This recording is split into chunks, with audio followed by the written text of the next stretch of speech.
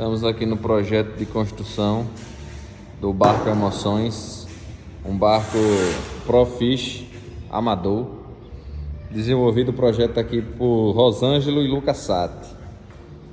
Um barco amplo, com uma profundidade de 50 centímetros, 1,20 m de fundo, com 1,40 m de boca, popa e proa estendida, com plataforma flutuante, as travessas e suporte de banco tudo no lugar.